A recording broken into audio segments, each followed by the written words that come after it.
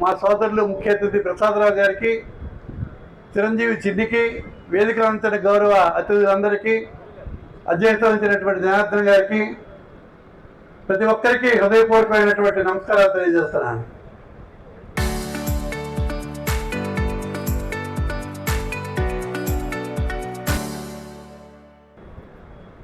చాలా సంతోషం. ఒక మంచి కార్యక్రమం ఈవేళ మా చిన్ని రూపకల్పన చేసినందుకు హృదయపూర్వక అభినందిస్తూ, బాధ్యతాయుతంగా మీ పదవీ కాలం పూర్తి చేసి గ్రామాల్లో మీ గౌరవాన్ని పెంచుకునే విధంగా మీ పదవీ కాలంలో పనిచేయడం జరిగింది. మీకు అత్యంత గౌరవం వచ్చే విధంగా జగన్మోహన్ రెడ్డి గారు ఆనాడు అనేక కార్యక్రమాలు గ్రామాభివృద్ధి కోసం చేసినటువంటి సందర్భం భక్తులు చాలా చక్కగా ఇవాళ అన్ని విషయాలు చాలా మంది మాట్లాడడం జరిగింది. ఎప్పుడు కూడా రాజకీయాల్లో ఒక ఉన్నతమైనటువంటి ఆలోచన ఉన్నటువంటి వ్యక్తులు అధికారంలో ఉంటే ఆ గ్రామాలు కానీ, ఆ ప్రాంతాలు కానీ, ఆ రాష్ట్రం కానీ అభివృద్ధి చెందుతుందనడానికి నిదర్శనమే మరి జగన్మోహన్ రెడ్డి గారి పాలన 5 సంవత్సరాలు. అలాగే ప్రసాదరావు గారు రాజకీయాలకు వచ్చినప్పటి నుంచి నేటి వరకు అనేక సందర్భాల్లో నర్సన్నపేటలోను, శ్రీకాకుళంలోనూ ఉన్నత పదవులు చేయడం జరిగింది. మరి ఎంతో మందికి స్ఫూర్తిదాయకంగా నాయకత్వం వహించినటువంటి మంచి నాయకుడు మీ నాయకుడు అవ్వడం అసలు మేమందరం ఈర్ష్యపడుతున్నాం.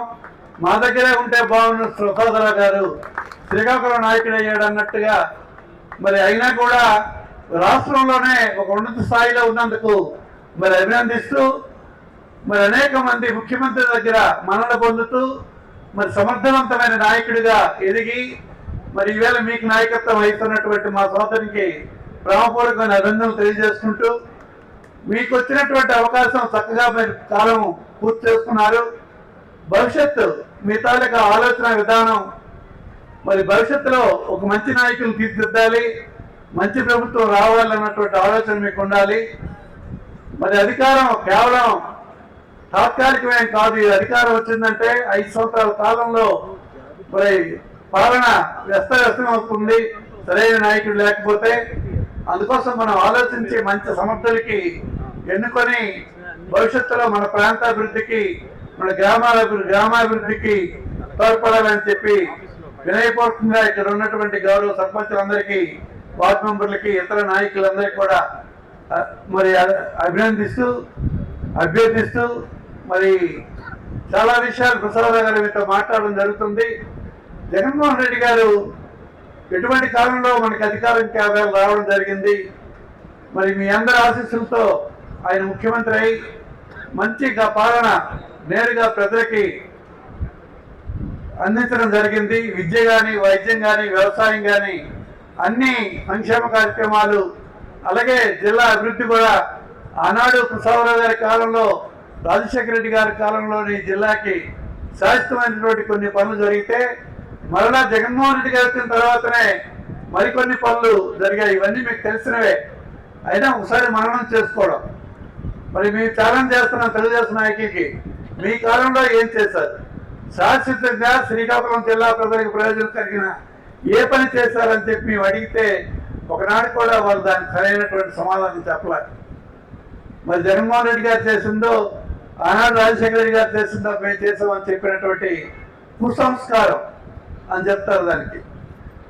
మరి మొన్న జరిగినటువంటి బోడాపురం ఎయిర్పోర్ట్ 80%, 85% పనులు జగన్మోహన్ రెడ్డి కాలంలో వైఎస్ఆర్ ప్రభుత్వం చేస్తే మరి రామ్మోహన్ చివరిలో వెళ్ళి 4 సార్లు అక్కడ తిరిగేసి విమానం దిగింది. ఇదంతా మా ప్రతిభ అంటే ఎంత అన్యాయంగా వాళ్ళు వ్యవహరిస్తారో మీరు చూడండి. అలాగే ఇక్కడ మన శ్రీకాకుళంలో ఎప్పటి నుంచో కిడ్నీ వ్యాధులతో ఇబ్బంది పడుతున్న ప్రాంతం ఉద్దానం ప్రాంతం, మరి పలాస, అలాగే ఇచ్చాపురం, టక్కలి ప్రాంతాల్లో కిడ్నీ వ్యాధులతో ఎంతో మంది చనిపోయినటువంటి సందర్భం. మాకు అత్యంత ఆప్తమిత్రుడైనటువంటి జగన్నాథం మరి ఎమ్మెల్యేగా గెలిచి కూడా కిడ్నీ వ్యాధితో చనిపోయినాడు. మరి అటువంటి సందర్భంలో ఎంతమంది నాయకులు, చంద్రబాబు, పవన్ కళ్యాణ్, ఇంకా అనేక మంది నాయకులు అక్కడికి వచ్చి ఏమీ చేయలేకపోయినా జగన్మోహన్ రెడ్డి అధికారం వచ్చిన మొట్టమొదటి క్యాంపులోనే మరి కిడ్నీ వ్యాధి గురించి మాట్లాడి తక్షణమే చర్యలు తీసుకొని ఆ ప్రాంతంలో కిడ్నీ వ్యాధులకు మూల కారణమైనటువంటి గ్రౌండ్ వాటర్ దీనివల్ల ప్రమాదం ఉందని చెప్పి వంశాల నీరు హిరమణం నుంచి అక్కడ తీసుకువెళ్ళి ప్యూరిఫైడ్ డ్రింకింగ్ వాటర్ ప్రజలకు అందించే కార్యక్రమం ఎంత గొప్ప కార్యక్రమం మీరు ఆలోచన చేయాలా. అనతి కాలంలోనే ఒక హాస్పిటల్ నిర్మాణం చేసి ఆ కిడ్నీ వ్యాధిగ్రస్తులకి రాకుండా మరి హాస్పిటల్ కూడా నిర్మాణం చేయడం జరిగింది.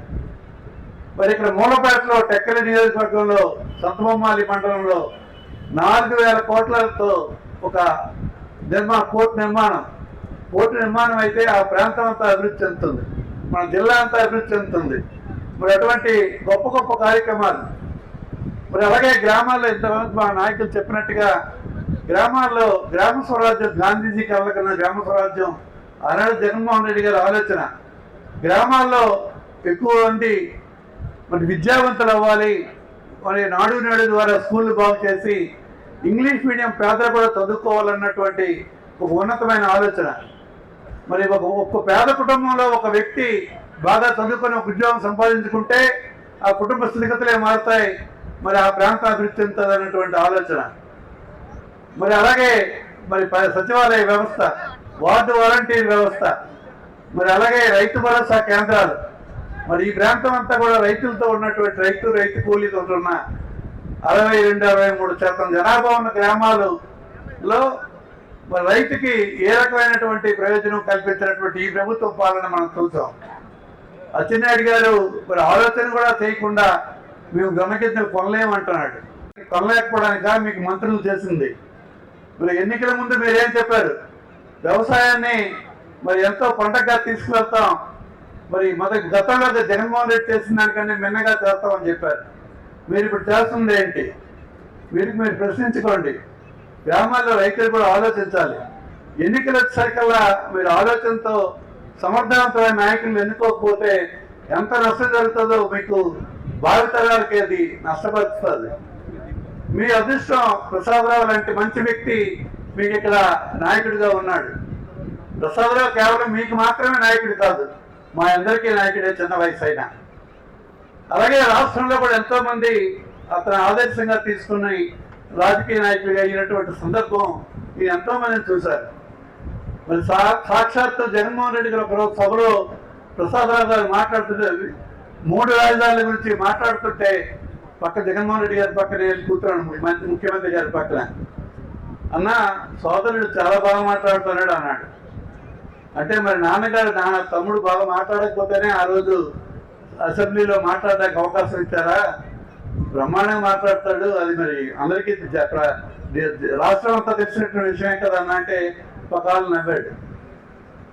చెప్పొచ్చేది ఏంటంటే మనకి అందుబాటులో ఉన్నది తక్కువగా అనిపిస్తుంది, అందరిది చాలా కష్టంగా, అందరిది చాలా గొప్పదిగా మనకు అనిపిస్తుంది.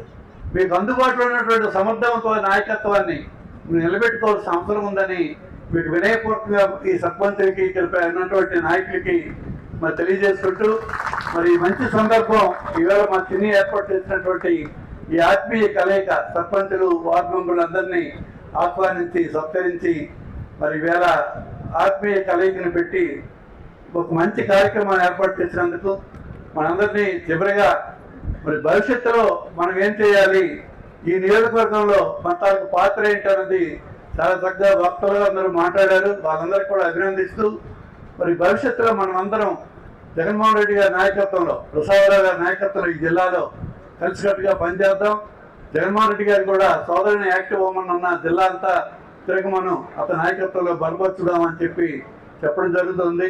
మీ అందరూ కూడా పట్టుదలగా మరి మీరు ప్రతి ఒక్కరు కూడా ఎంతో మందిని ఇన్స్పైర్ చేయగలరు. గ్రామాల్లో ఒక నాయకుడు అంటే అనుకరణ ఉంటుంది.